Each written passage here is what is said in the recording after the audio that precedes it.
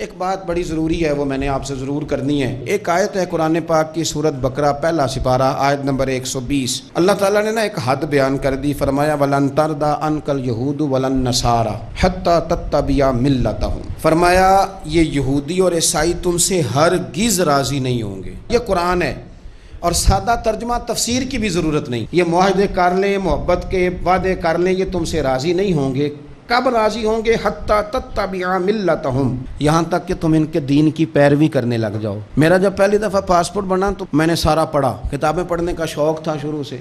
اس کے ہر صفحے پہ لکھا ہے کہ سوائے اسرائیل کے، یعنی آپ پوری دنیا میں یہ سبز ہلالی پاسپورٹ لے کے جا سکتے ہیں، خبردار اسرائیل آپ یہ پاسپورٹ لے کے نہیں جا سکتے۔ یعنی اتنی نفرت کسی ملک سے کہ اس پر لکھ کے چھاپ دیا ہر صفحے پر کہ یہ پاسپورٹ سوائے اسرائیل کے ہر ملک کے لیے کارآمد ہے۔ میرا سوال ہے عرب کے ان لیڈروں سے جنہوں نے اسرائیل کے ساتھ معاہدہ کیا، مجھے بتاؤ تمہیں فلسطین کی بیٹیاں بھول گئی نا ساری کی ساری؟ تمہیں وہ ماں بھول گئی نا جو مسجد اقصیٰ کے دروازے پہ کھڑی ہو کے چیخیں مارتی تھی اور کہتی تھی کوئی علی کو خبر کرو کہ میری بچیاں قید میں ہیں؟ وہ بھول گئی؟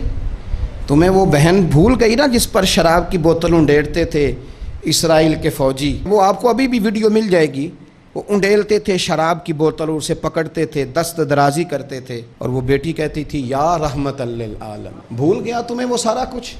تم نے 1 منٹ لگایا اور تم معاہدہ کس سے کروا رہے ہو؟ امریکہ کے صدر سے؟ اتنا ظلم کیا تم نے، اتنا قاتل کے ساتھ معاہدہ؟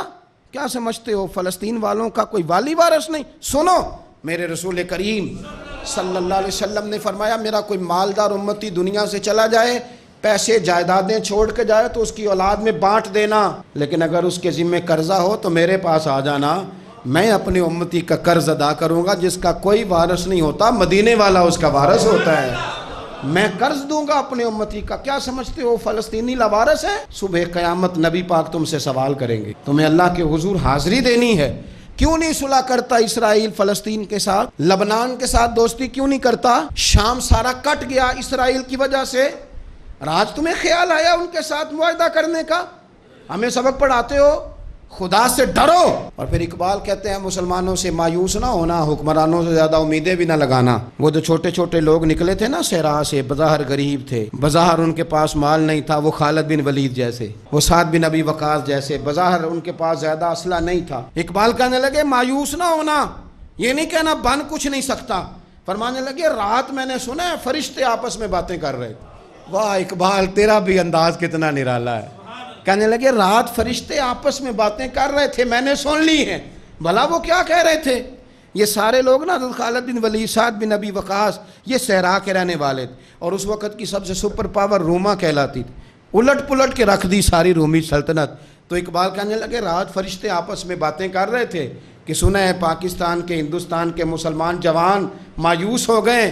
کہنے لگا نہ مایوس ہونا، نکل کے صحرا سے، جس نے روما کی سلطنت کو الٹ دیا تھا، نکل کے صحرا سے۔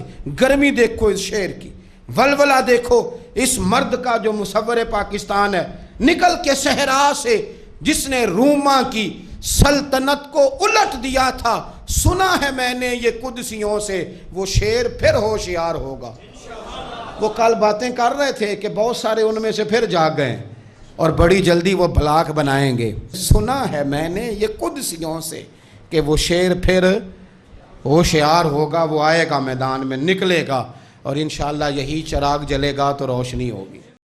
دے کے حضور آکھن منگتے دی خیر ہووے، دے کے حضور آکھن منگتے دی خیر ہووے، منگتا کبے سخی دے، منگتا کبے سخی دے، بوہے دی خیر ہووے، دے کے حضور آکھن منگتے دی خیر ہووے، دے کے حضور آکھن۔